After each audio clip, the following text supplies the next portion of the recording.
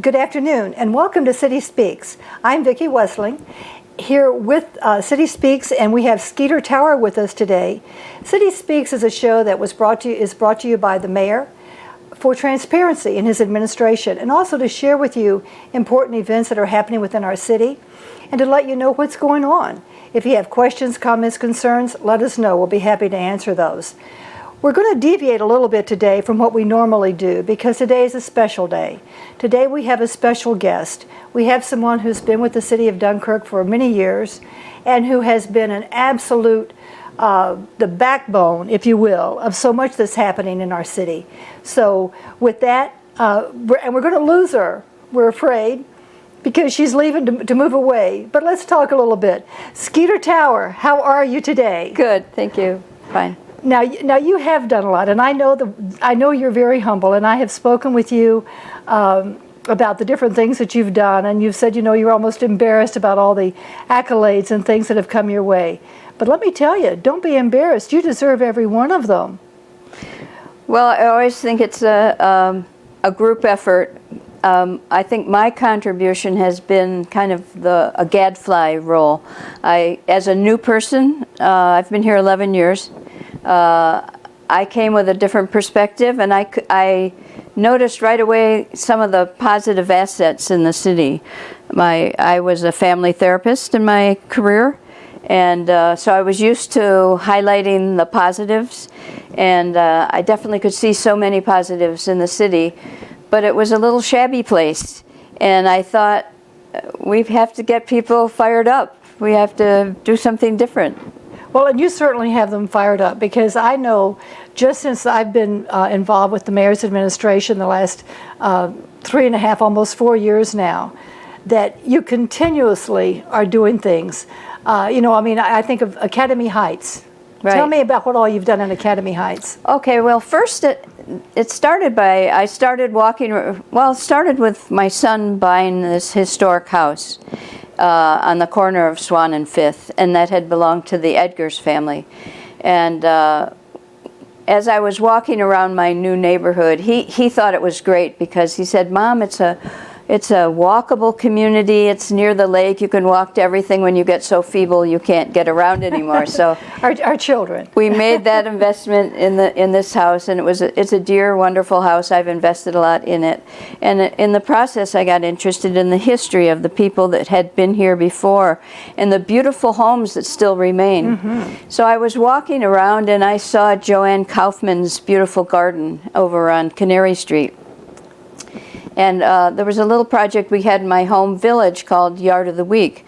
And I thought we could do that here. So John DiAgostino actually he gave me $100 for the sign. And we had the sign made, and I began to just put it in yards where people had made a special effort to have flowers, or they're hanging flowers on their porches and things like that. And that was a treat because it makes everyone happy. Sure. That they're recognized for some of the things they do. And in that way, I met a core group of people, and we decided that we would have a little organization because there were several abandoned properties in our area that had been through the cycle of the auctions many, many times. Mm-hmm. So we got together to say, we don't want this eyesore in our little community. So we did make... One of the things that bothered me about the city when I first came was it's divided into 4 wards. And the wards seem so formal and political, Well, and their boundaries. Yeah. Literally, yes. Yes. So I thought, well, we need a smaller compartment so people can get to know each other and work together.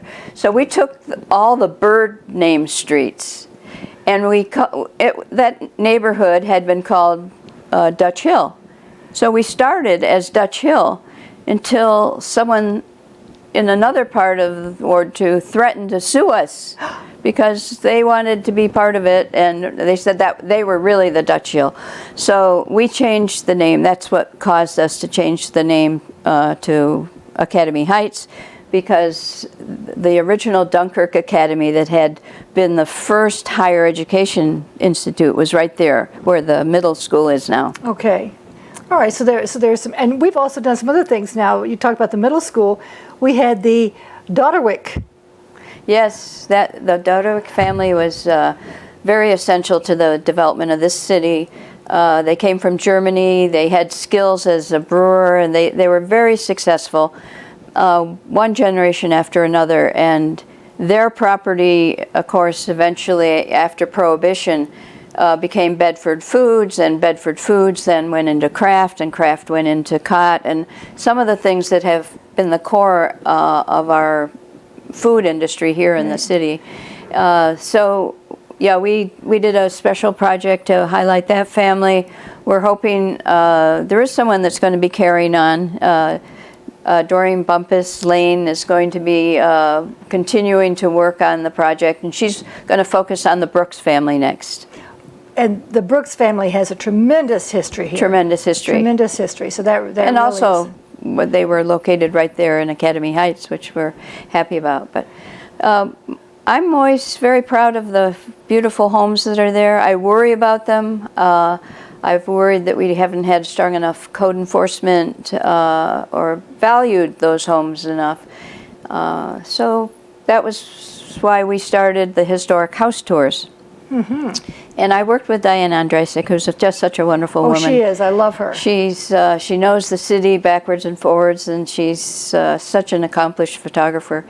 And so that whole team over there at the Historical Society with Sharon Perdue, we lined things up and picked out homes, and people were gracious enough to let us walk through them every 2 years, and we hope that will continue. Well, let's hope that it does. It's going to be difficult, however, because you've been you've kind of pushed things along and kept them moving. So the good thing is there are people who are. It's not my show really. They're like, for instance, Academy Heights. Doreen will work on that. The Hollanders are basic members. They've always been there. The Reeses have been that. What's happened is the Academy Heights has kind of morphed into Revitalized Dunkirk. We had this small core active group, and when we contacted George Grasser's group in Buffalo and they came out and did the walk around, they gave us basically a blueprint for things that would improve the city, eyesores we needed to address, and all the wonderful assets like, for instance, the pier and the waterfront that we really needed attention to, and definitely that's happening right now. Absolutely, yes. The mayor has really made that a priority. In fact, I would think that, I would hope they would invite George Grasser back as they dedicate the waterfront area, because they gave us some very good tips on what to do, and they're all volunteers too. They maybe 12 of them came, developers and bankers and real estate people and architects to legal people, to give us their feedback one Saturday morning. Well, I certainly will contact him. I'll make sure that we keep Good. In touch with him for sure. Good. Now, you also did some things. You talked about Revitalize Dunkirk, and Revitalize Dunkirk truly is a community effort.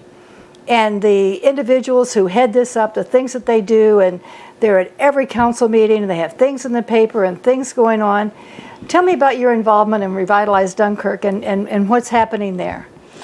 Well, actually, I was really most active in the very beginning stages. I've not been on the leadership team per se. Of course, I'm right in there supporting everything that's evolving. But as I said, we were kind of using that blueprint of things that we'd seen. But Mary Reese has grabbed hold of the Hanging Basket Project. Which are beautiful, by the way. That is so successful. It adds so much to the city. Yes. And the Enzers are working, on all the beautification projects. We're doing the pocket gardens throughout the city. We hope it'll catch on. Mm-hmm. But we're definitely trying to set a model there along 5th Street and Academy Heights area.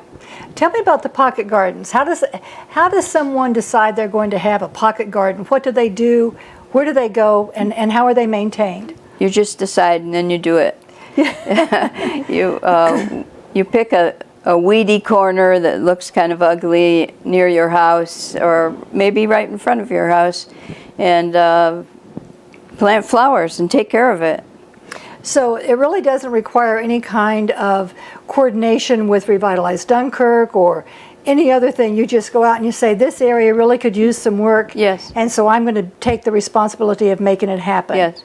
As you know, there's a more formal process with Revitalize Dunkirk going through getting city permission. They have a program called Adopt a Garden, which are city properties, mostly where the signs are coming into the city, so that it will look beautiful when they see the sign Dunkirk. Right. And they've built up foundations and stuff. That's the beautification committee of Revitalize Dunkirk. Right, so if it's going to be... The city is very much involved in that because we have to ask permission, and we only have a certain number of them because there are city workers also that are working on those projects. So now, if you're an individual, should you call someone at Revitalize Dunkirk before you decide to go out and do something because maybe it is on city property? Or should you call the city and say, I want to do this? I'd check with the city, I guess, just to clarify it. Just Right. Sure. Because in some situations, we have water lines and, Yes, and gas lines yeah. and things like that. So Right, there would right. have to be some concern there, absolutely. Sure. And now, some of the other things that you have done that you've been involved in, I mean, Well, you did mention them. our first project was planting 200 and some trees in our neighborhood. And Sam Mancuso helped us with that. And we had prisoners dig holes, and we had to go door to door and ask permission of everyone. Would you like a tree? But it would be on city property, but Right. we were hoping they would want it and take care of it. Some people didn't want it because they'd say they'd have to rake leaves or something. Sure. We were trying to get little urban trees that wouldn't disrupt the sidewalks or cause problems for anybody, and just to beautify the city. And Christina Jarvis from the college was very helpful in helping us get a grant for that project. When people look at this and they live in a big city or a place such as, Buffalo or Albany, they don't understand that, the city of Dunkirk is a small city. It was a very close-knit community. I think we have about 12,000 people. So, and everything was within walking distance. Right. I mean, literally, you could live here without a vehicle. Sure. Because everything is right here. So it really requires persons such as yourself and those involved with Revitalize Dunkirk to make sure that the city stays vibrant, that stays beautiful. And, you mentioned the Yard of the Week. I actually was a recipient of that at one point. So, Okay. it really is important to make sure that these things happen and that they go forward. You're going to be leaving us. Mm-hmm. And you're moving to Florida. Yes. Tell me, where are you going to be down there? Well, it's a very unique community. It's an intentional community of about 5,000 people who are have served as maybe as ministers or social workers or teachers that have had a modest kind of lifestyle and can't afford all the swanky places, but they are committed to helping one another to keep the costs down and to build a sense of community. And I learned about it from my cousin, who had been a Peace Corps volunteer, as was I, and he then worked most of his life in Bahrain with a church group.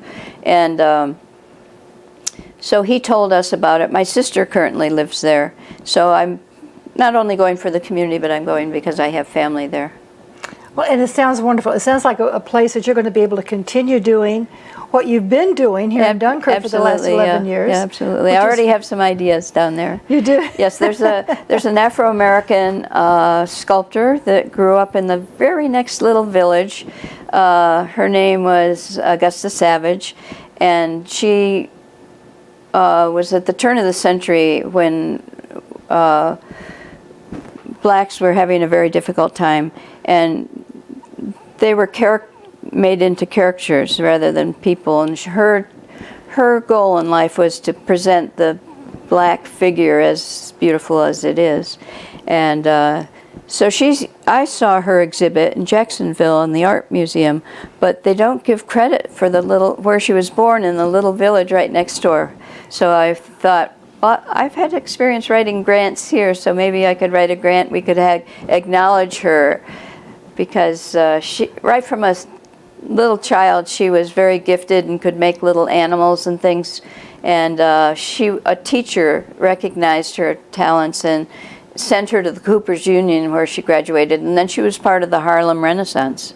Oh my! Yeah. So so your mind is already going Yes, before you even get there. Right. Are they going to be? They're going to rename the area. It's going to be Hurricane Skeeter. Here she comes, right? Well, I hope not. No, I hope not. How are you going to keep in touch with us? We're going to miss you. I have wonderful, wonderful many friends here. I intend to stay in touch.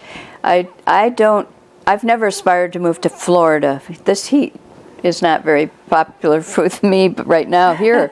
But so I'm hoping to come back as long as I'm able. I mean, I'm getting up there in years.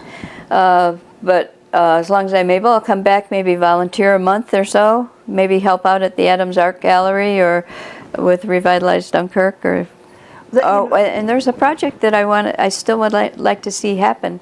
Okay. As you know, we've developed a Bicentennial Park, revitalized that. Some students did it back in 1976, and but our Academy Heights group has worked very hard to bring it back and we had our very first concert. I don't know if no one from the city came, but it was our first classical concert music. It was an intimate little group with a saxophone group, Decho saxophone ensemble from Fredonia. Beautiful music outdoors, right near Crooked Brook, where it's so beautiful. It's my favorite spot in the city, and.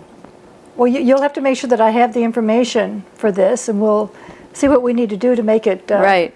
To continue. We'll have to put it on Hector's radar, right? There you go. Our chairman of fun, he's ready for it, I'm sure. Right. Absolutely. So we did a restoration of Crooked Brook project. We got a grant for that as well. And but I was going to tell you the ongoing project. Back in the day, the students built a bridge and a gazebo. So we're aspiring to have a bridge again. So it's a destination place for weddings the way it used to be. And it's such a beautiful spot. And I think we could pull it off. Well, okay. We'll look forward to that. Okay. Skeeter, please keep in touch. I mean, every day is Skeeter Tower Day as far as I'm concerned, because I hardly go a day without somebody saying, by the way, Skeeter, or getting an email or a text or a phone call from you. So, it's really phenomenal. It's really wonderful, all that you have done. The city is going to miss you. So please. Well, just my caution is that there's so many unsung heroes here in the city, people that work every day to do wonderful things, and wonderful families that are here. That was when I had the Sunshine Corner with John DeAugustino. I was able to highlight some of those wonderful families, like the Sam family and the Uzaki family, who were connected with their daughter in the Racks. I mean, they're doing wonderful things in this area. Who knows? I mean, they're just kind of under the radar. So we need to be proud about the wonderful people that are doing things. I was thinking, if I were to write a story again, about some of the people here, the P&G the couple are absolutely. They dedicated their lives to being right there and providing so many interesting services for the community, and I think we're going to miss them as well. Oh, definitely. We really are. We're going to miss them. But like you, I believe they may be, back and forth some. Mm-hmm. So when you say you're going to come back for a month or so, please make sure that we know about it. Okay. Please keep us. Well, you're going to know about it. Well, I know. I'm going to be paying attention to all the changes that are going on. I'm very excited about seeing the changes happening in Dunkirk. I have great hopes for the city. My ideal, when I think of what we could be in terms of beautification, I love Niagara-on-the-Lake. It was right across the river from where I grew up. Of course, it's all flowers, and it's just beautiful, and it's so busy with people and in the summertime and their cultural activities, and we can do that. And I think we need to start supporting the Adams again, like we did in the past. Right. Those young men from Brooklyn have put themselves out on a limb, and I think we need to be there and support their programs and contribute. We've just featured them Good. on City Speaks. So please watch. Yeah, good. For the Adams Art Gallery. It's just the Adams now, but Yeah. But watch. So yes, we've taken a tour through there. So yeah. So if you haven't seen it, go to YouTube and take a look. Yeah. So it's there. Thank you, Skeeter. Thank you for Welcome. coming in. We're so honored to have Thank you you here. for all you do. You're a bright spot on the horizon here for the city. It's Well, thank you. I'm proud to represent the mayor. So that's what I do. well, And of course, I think he's doing an excellent job. He's and people are very proud. I just had a moving sale, and so many people acknowledge that they feel proud that he's been our mayor. And I got a proclamation from him, and the one woman told me, "You keep that proclamation because it's going to be valuable someday. It's the first." And I said, "Well, I'll keep it. Yes, of course, because it was close to my heart that I got acknowledged by the city, because I'm just one of many that are doing nice things." well, you are, and you are close to his heart, and he does send his best. And I'm sorry, he has meetings all the time, so I apologize for him not being here today. Oh no, I know he's busy. He is busy, but thank you. Thank you for being here. Thank all of you for watching City Speaks. Thank you for your support. If you have any questions, comments, concerns, please let me know. Send an email, vwestling@cityofdunkirk.com. Send a snail mail, Vicki Westling, City Hall, 342 Central Avenue, Dunkirk 14048. Give me a call, 716-363-6888. Like us on Facebook. Follow us on Twitter. Go to DunkirkAccess.com, YouTube, watch any previous show, and watch us on Spectrum 1301. And thank you. Thank you so much for watching City Speaks. Thank you, Skeeter. I love you. I'm going to miss you. Okay. Take care. Bye-bye.